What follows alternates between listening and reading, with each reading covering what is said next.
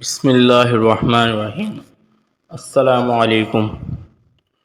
حضرت عبداللہ بن مبارک رحمۃ اللہ تعالیٰ علیہ فرماتے ہیں کہ ایک مرتبہ مکہ معظمہ میں شدید قحط پڑ گیا۔ لوگ نماز استسقاء کے لیے میدان عرفات میں جمع ہوتے رہے اور اللہ سبحانہ و تعالیٰ سے دعا مانگتے رہے، لیکن باوجود اس کے کہ کسی طرح بھی قحط کے آثار کم نہ ہوئے۔ اسی طرح دن گزرتے گئے اور ایک ہفتہ اسی طرح گزر گیا۔ چنانچہ آئندہ ہفتے نماز جمعہ کی ادائیگی کے بعد لوگ پھر سے عرفات میں جمع ہوتے رہے اور پاک پروردگار سے دعا مانگنے لگے تو اچانک میں نے دیکھا کہ وہاں ایک سیاہ فام ضعیف و نہ تو انسان ہے، جس نے 2 رکعت نماز پڑھ کر اللہ تعالیٰ سے دعا مانگی اور سجدے میں گر کر رب العزت کی قسم کھائی کہ تیری عزت و جلال کی قسم، اس وقت تک سجدے سے سر نہ اٹھاؤں گا جب تک تو باران رحمت کو اپنے بندوں کو سیراب نہ کر دے۔ چنانچہ اس کی اس دعا کے بعد میں نے دیکھا کہ آسمان پر سیاہ بادل چھا گئے اور اس قدر مینہ برسا کہ میں حیران تھا۔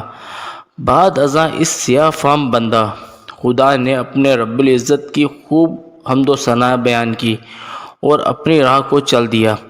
میں بھی اس کے پیچھے پیچھے ہو لیا کہ دیکھوں کہ یہ شخص کہاں جاتا ہے۔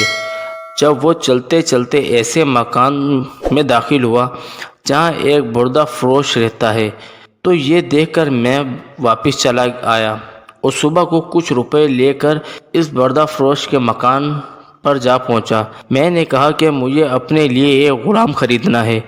میری اس درخواست پر اس سوداگر نے تقریباً 30 غلام مجھے دکھائے۔ ان سب کو دیکھ بھال کر میں نے اس سوداگر سے کہا کہ ان کے علاوہ اور بھی کوئی غلام آپ کے پاس ہے؟ اس نے جواب دیا، ہاں ایک منحوس سا غلام اور ہے جو کسی سے بات نہیں کرتا۔ میں نے کہا اسے بھی دکھا دو، تو سوداگر اسی غلام کو لے آیا جس کو میں دیکھ چکا تھا اور اس کی دعا سے اللہ تعالیٰ نے باران رحمت کی تھی۔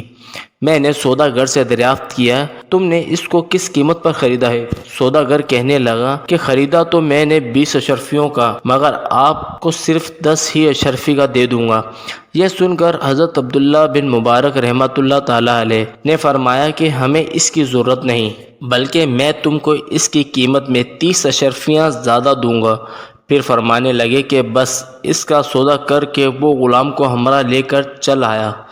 تو وہ غلام کہنے لگا، اے میرے آقا، آپ نے آخر مجھے کیوں خریدا ہے؟ میں تو کسی بھی خدمت کے قابل نہیں ہوں۔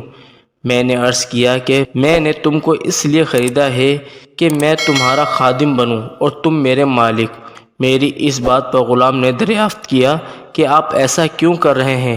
اس پر میں نے عرض کیا کہ میں کل تمہاری کرامت دیکھ چکا ہوں۔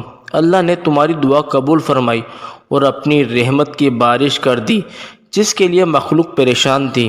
اس نے دریافت کیا کہ کیا واقعی آپ نے ایسا دیکھا ہے؟ میں نے کہا ہاں۔ اس کے بعد اس نے دریافت کیا، کیا آپ مجھے آزاد کرتے ہیں؟ میں نے کہا کہ تو اللہ کے واسطے آزاد ہے۔ اس کے بعد اس نے ایک غیبی آواز سنی، کہا، اے ابن مبارک، تجھے بشارت ہو، اللہ تعالیٰ نے تیری مغفرت فرما دی۔ اور بعد ازاں اس غلام نے کامل وضو کر کے 2 رکعت نماز پڑھی اور کہا، اسے چھوٹے آقا کی آزادی پر تو اللہ کا شکر ہے، مگر اللہ تبارک و تعالیٰ کے آزاد کرنے پر اس کا شکر کس طرح ادا کروں؟ اس کے بعد دوبارہ وضو کر کے اس نے 2 رکعت نماز ادا کی اور دونوں ہاتھ آسمان کی طرف اٹھا کر دعا مانگی، اے الہی، تجھے معلوم ہے میں نے 30 سال تیری عبادت کی اور میرا تیرے درمیان عہد تھا کہ تو میرا پردہ فاش نہ کرے گا، مگر اب جب راز کھل گیا تو میری روح قبض کر کے اپنے پاس بلا لے۔ جب دیکھا تو اس کی روح پرواز کر چکی تھی۔ حضرت عبداللہ بن مبارک رحمۃ اللہ تعالیٰ علیہ فرماتے ہیں کہ میں نے اس کو معمولی کفن دیا اور نماز پڑھا کر دفن کر دیا۔ پس جب میں سویا تو کیا دیکھتا ہوں کہ 2 خوبصورت بزرگ عمدہ سا لباس پہنے ہوئے، ان میں سے ایک صاحب نے مجھ سے فرمایا، اے ابن مبارک، کیا تجھے اللہ تعالیٰ سے شرم نہیں آتی؟ اور یہ کہہ کر جب وہ چلے تو میں نے دریافت کیا کہ آپ کون ہیں؟ تو انہوں نے فرمایا میں محمد رسول اللہ صلی اللہ علیہ وآلہ وسلم ہوں، اور یہ میرے پاس حضرت ابراہیم علیہ السلام ہیں۔ آخر میں نے دریافت کیا کہ میں اللہ سے کس طرح نہیں شرمایا، حالانکہ کثرت سے نماز پڑھتا ہوں؟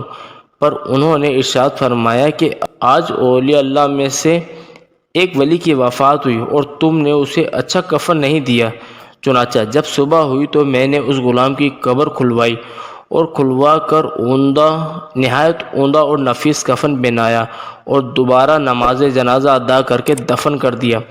اللہ تعالیٰ اس پر اپنا رحم فرمائے، آمین۔ ہمیں یہ سبق ملتا ہے کہ سچ ہے، اللہ تعالیٰ اپنے مطیع اور فرما برداروں کی خود عزت بڑھا دیتا ہے۔ جو اپنے آپ کو اللہ کے لیے فنا کر دیتا ہے، اللہ تعالیٰ دنیا کو خود اس کے آگے جھکا دیتا ہے۔ دعا ہے کہ اللہ تعالیٰ ہم سب کو بھی نیک بننے کی توفیق عطا فرمائے، آمین۔